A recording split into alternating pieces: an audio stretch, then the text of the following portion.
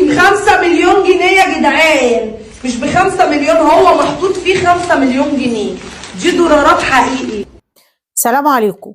معانا النهارده نص اقوال ام ساجده في التحقيقات. ام ساجده اللي مش فاكرها، اللي كانت بتقول الفواتح وعايزه الفواتح يا وحيد، اللي قلبت مصر كلها وقلبت مصر بذهبها وفلوسها. ام ساجده اللي اتعزمت في الامارات او جالها دعوات من شركات في الامارات علشان تعمل اعلانات. واحد خليجي زي ما احنا شفنا في العربيه كده، وراح مديها علبه مجوهرات او علبه ذهب وركبت مع السياره.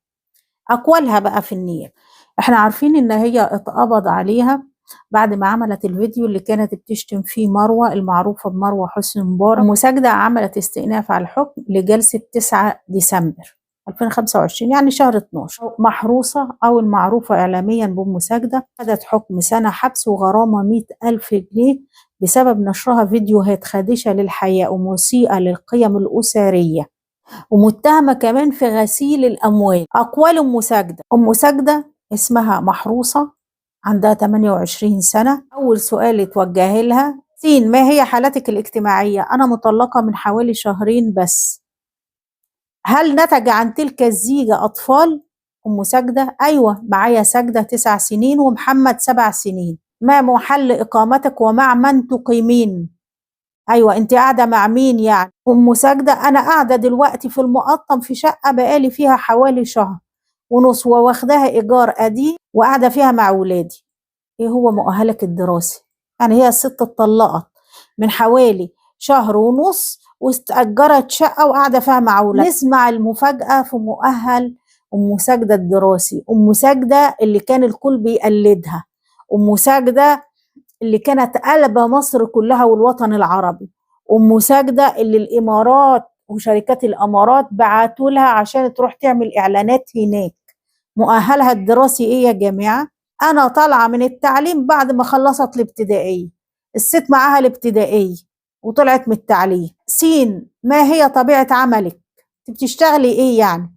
قالت أم ساجدة: أنا بعمل محتويات على النت، بسوق للناس منتجات. سين، منذ متى وأنت تباشرين ذلك العمل؟ من إمتى وأنت بتشتغل الشغلانة دي؟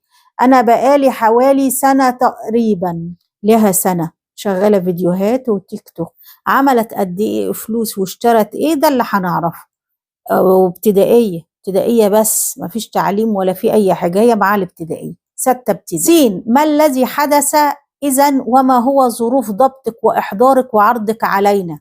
وكيل النيابة بيقول لها: يعني أنت جاية هنا ليه؟ قبضوا عليكي ليه؟ أم ساجدة: اللي حصل إن أنا كنت قاعدة في البيت في المقطم، لقيت الحكومة من اسم المقطم خبطوا عليا، فتحت ليهم لقيت ناس كتير داخلة البيت عندي، فتشوا البيت، سألوني على الموبايل اديته لهم وخدونه وطلعوا بيا على اسم المقطم، وهناك لقيت ناس من تكنولوجيا المعلومات جت وخدت موبايلي وقعدوا معايا وفحصوا موبايلي، سألوني عن فيديوهاتي، قلت لهم إن دي فيديوهات للتسويق مش اكتر، والباقي ده ترفيه ما اقصدش بيه حد بعينه. وبعدين لقيتهم نزلوني لاستيفا وعرضوني على النيابه، هو ده اللي حصل. سين، ما قولك فيما ثبت بمحضر الضبط؟ يعني اللي حاجات اللي ظبطوها معاك الفيديوهات. ام ساجده: انا مش بقدم محتوى خادش للحياة، الفيديوهات دي هزار مش اكتر، او اعلانات، معرفش هم بيقولوا كده ليه. فعلا هم بيقولوا كده ليه؟ الازعاج اللي كنت عاملاه للناس ما تعرفش هم بيقولوا كده ليه. ما طبيعة عملك؟ انا شغالة بلوجر وعندي حسابات على السوشيال ميديا والتيك توك. الست طبيعة عملها كده، شغالة بلوجر. وما هو مؤهلك الدراسي الجديد؟ يعني في قديم وفي جديد. انا حاصله على الابتدائيه. وكيل النيابه متوقع يكون طورت من نفسها، ما ممكن واحد يكون تعليمه ابتدائي بس خد كورسات دورات مع شهادات تقول ان هو طور نفسه. سين، وما هو دخلك الشهري الذي تقاضيتيه؟ جيم، انا مش بقبض من الشغل بتاعي غير 10,000 جنيه، ممكن اكتر ويمكن اقل. كل الثروة دي بتقبض 10,000 جنيه ويمكن أكتر ويمكن أقل. أنت كده ثبتت على نفسك غسيل الأموال. سين، وما هي أوجه إنفاقك تحديدا؟ يعني أنت بتصرفي الفلوس دي في إيه؟ بصرف على ولادي وعلى البيت وعلي. سين، حددي لنا ممتلكاتك. ممتلكات أم ساجدة، ركزوا معايا عشان هتتفاجئوا. أم ساجدة اللي شغالة لها سنة، اللي أم ساجدة اللي دخلها 10,000 جنيه في الشهر، ام ساجده اللي معاها الابتدائيه.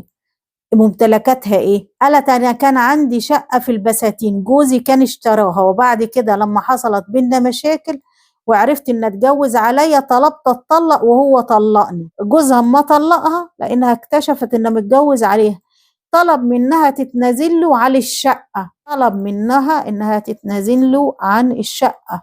يبقى مين اللي كده شاري الشقه بالفهم؟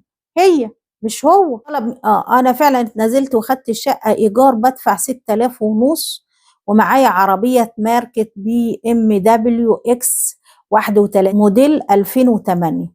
دي انا كنت شاريها بمبلغ 650 الف جنيه. اشترت الشقه واتنازلت، وبعدين اشترت عربيه BMW من شغل سنه، من شغل سنه، مفيش شهادات ولا في محتوى ولا في اي حاجه.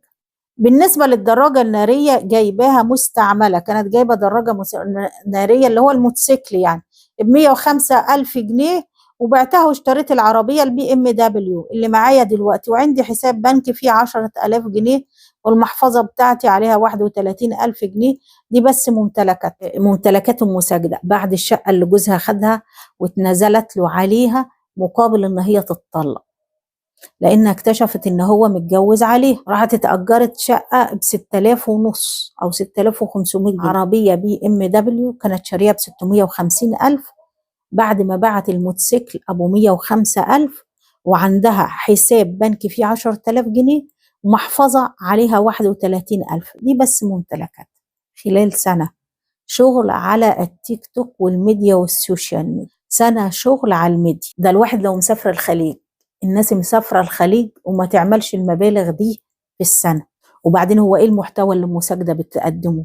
يعني حد يعرف غير انها طلعت في كام فيديو مع بنت واخت وفاء عام، وعلى طول فسح في الساحل الشمالي لما كانت رايحة هي وام مكة وراكبين عربيات. يعني انتوا عايزين الناس تنتحر، انتي واللي زيك تخلي الناس يا دوب بتكفي يومها، وانتوا عشان طلعتوا قلتي كلمتين فواتح كل الملايين دي ما داخله على الملايين. ما هو بالنسبه لثمن الشقه اللي اتنازلت لجوزها عليها، يعني عندها شقه بالاضافه للعربيه BMW، مش اي ماركه يا جماعه، BMW. ما كيفيه تحصلك على الاموال المبذوله في سبيل تملك السياره؟ يعني جبت فلوس العربيه دي منين؟ مساجده الفلوس بتاعتها دي انا كنت جمعتها من الاعلانات اللي بعملها للمحلات، زي مثلا كوافير، محلات ملابس ومطاعم واكل، محلات همبرجر. يا سلام. طب هي النيابه تصدق ده؟ ليه بتدفع اعلانات لمين؟ لياسمين عبد العزيز 650 الف تجيب من الكوافير؟ كوافيرات ايه؟ هو الكوافير والملابس والهمبرجر، امال هم هيكسبوا ايه؟ ما بيدوكوا ده، وانتم مساجده مهما كان برضه. بس ده اقوالها في النيابه، مش مقنعه بس مش مشكله. ما اجمالي قيمه ما تحصلت عليه من قيامك بالتسويق المنشآت التجاريه؟ ام مساجده حوالي 650 الف جنيه.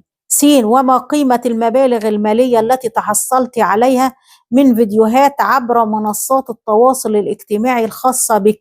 الفيديوهات اللي عملتها خدت منها فلوس قد ايه؟ ام ساجده انا مش بطلع لايفات ولا حاجه، انا كل اللي بعمله فيديوهات على الفيسبوك، ودي بتدخل مبالغ بسيطه. الفيديوهات اللي بعملها على التيك توك ما باخدش عليها فلوس ولا حاجه، انما لايفات التيك توك بيدي فلوس وانا مش بطلع لايفات. يعني هي لا بتطلع لايفات ولا بتاخد فلوس من الفيديوهات اللي على التيك توك، هي كل الاعلانات بتاعتها 650 الف. الفيديوهات المنشورة تعود لك مساجدة، فعلا الفيديوهات دي بتاعتي وانا اللي بعملها، ولكن ما فيهاش اي حاجة وحشة ولا بطلع عريانة. وما هو سبب نشر وترويج تلك المقاطع؟ مساجدة عشان بتبقى اعلانات للناس، والفيديوهات التانية بتبقى بغرض الهزار والترفيه، يعني بتعمل اعلانات للناس اللي خدت منهم 650 الف، والباقي فنفنة كده بتفنفن مع الناس. وما هي طبيعة المصوغات الذهبية السابق عرضها عليك؟ احنا طبعا كنا بنشوف الذهب اللي بتطلع بيه والذهب اللي خدته ام ساجدة، ده صيني. يعني انت يا ام ساجدة كنت تعبى الناس وخلانا الناس تتحسر على حياتها، وعمالين تتمنظروا بالعربيات انت وام مكة، وتتمنظروا بالساحل، وكل ده صيني؟ ده كله صيني. تاني، ما طبيعة المصوغات الذهبية السابق عرضها عليك؟ أم ساجدة ده كله صيني. وما طبيعة المال الذي تحصلت عليه من تلك الأعمال؟ لا انا مش باخد فلوس من المحتوى بتاعي. ما قولك فيما ثبت من وجود تحويلات مالية على حسابك الإلكتروني؟ يعني في تحويلات بتيجي لها على الحسابات بتاعت أم ساجدة، دي بتبقى فلوس بسيطة والمتابعين بيبعتوها. سين، هل تمارسين أغراض التسويق دون مقابل مالي أو مادي؟ أم ساجدة، ساعات ناس بتديني مقابل مادي أو هدايا. سين، وما مصادر دخلك تحديدا؟ أم ساجدة، أنا ما عنديش مصدر دخل غير مصاريف طليقي ليا ولعيالي. امال الاعلانات اللي انت بتاخدي منها فلوس دي منين؟ والهدايا اللي الناس بتبعتها لك منين؟ ما طليقك نزيه اهو بصر، طلقتي منه ليه؟ ما الراجل بيصرف عليك وعلى عيالك رغم ان هو مطلقك. سين، انت متهمه بالاعتداء على المبادئ والقيم الاسريه في المجتمع المصري. مساجده، في ناس بتعمل فيديوهات احسن مني ومحدش بيحصل له حاجه، وانا عمري ما قلت الفاظ في فيديوهات. انت متعمده بمضايقه الغير بالاساءه في فيديوهاتك. هي بصراحه ضايقت الناس بصوتها وبالفاظها وبطريقه كلامها. جيم، أم ساجدة، فيديوهاتي عادية ما بضايقش حد بيها. سين، ما قولك فيما ثبت بتوكيل بيع السيارة السابق عرضه عليك والمتحصل عليه من فحص هاتفك الجوال؟ أم ساجدة، هي دي العربية بس اللي معايا ودي مش ممتلكات. دي أم ساجدة، دي العربية بس اللي معايا ودي مش ممتلكات، دي مش شقة. ساجدة بصل العربية إن هي مش ممتلكات. ليه؟ عشان هي مش شقة. الممتلكات يعني شقة أكتر من $500,000 حاجة مش ممتلكات. سين، هل لديك سوابق جنائية؟ مساجدة، عندي إدخال ممنوعات في قسم السيدة زينب وواخدة فيها براءة. الست كانت متهمة قبل كده في قضية مخدرات وخدت فيها براءة. يعني هم دلوقتي البلوجر أو الناس اللي كانوا مسيطرين على الميديا، اللي وفاء عامر اللي طلعت في فيديو قالت أنا كنت بعلم الناس دي إزاي تتكلم أو بوجهها إزاي تتكلم.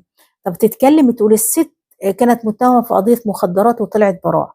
الست مش معاها لا الابتدائية، ما خدتش أي شهادات ولا خدت أي كورسات. الست اللي الناس اللي كانوا قلبين الدنيا دول كلهم يا جماعة وتعبين الناس بالملايين، قلب الدنيا مساجدة بذهبها وعربياتها وفسحها. واحد متخرج من الجامعة أو الماجستير يجي يعمل أي حاجة، يقعد يعمل جمعية، ممكن يستلف من ده ممكن يستلف من ده. وشوية ناس كدابين أفاقين بيطلعوا على الميديا فبيوهموا الناس. ده يوصلنا لإيه؟ إن احنا ما نراه ليس كما يبدو. دي حقيقة، مش كل حاجة نشوفها نصدقها. بتشتغل ربنا هيكرمك ويديك فلوس. لقاقيع الهوى اللي طلعت لينا دي عملت قلق في البيوت، الناس كلها عندها أزمة اقتصادية، الغني والفقير، اللي معاه واللي مش معاه، لأن الغلا بينهش في الناس كلها. لما تيجي واحدة زي دي تطلع تكيد في الناس وتركب عربيات وتسافر هنا وتسافر هنا وكل اللي بتملكه الجعورة بتاعتها المزعجة. المهم في الآخر احنا نشكر مروة حسني مبارك وندعي لأن هي كانت السبب في إن الناس ابتدت تقدم محاضر وإن الناس ابتدت تتحمس عشان يشيلوا القرف ده من قدام، عشان يرحموا الناس من الكذب والافتراء اللي بيطلعوا يعملوه في الفيديوهات بتاعتهم. حتى تلاقي الدنيا هادية دلوقتي، ما فيش غير على التيك توك الدنيا هادية، ما فيش غير كام محامي كده واقعين مع بعض هم واحمد وهب.